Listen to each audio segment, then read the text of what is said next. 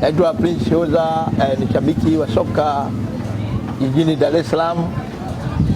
Kusema kweli, katika mchakato wa klabu ya Simba kuhusu uwekezaji, mimi naona kama urudiwe tena.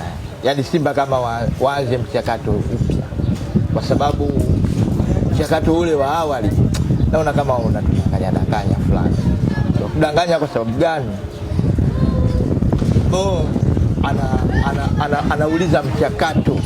Anauliza mchakato wa Simba umefikia wapi?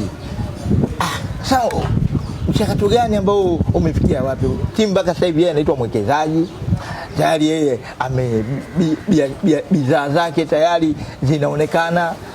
Ni mwekezaji tayari, yeye ana bodi ya ukurugenzi. Ile bodi ya ukurugenzi ni ya kwake, na hata mwenyekiti wa kwanza wa bodi ya ukurugenzi wa Simba alikuwa ni yeye mwenyewe.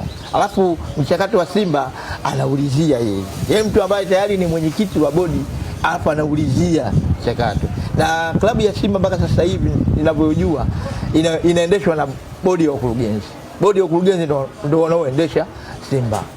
Maana washakubaliana kikatiba, na mwenyekiti wa bodi ya ukurugenzi ambaye sasa hivi ni Crescent Magoli ndio anayeshika hatamu ya Simba.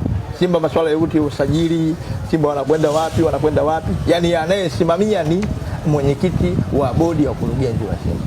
Mwenyekiti wa Simba Sports Club kwa sasa hivi, kwa mujibu wa mabadiliko ya katiba, ndio anaingia kuwa makamu.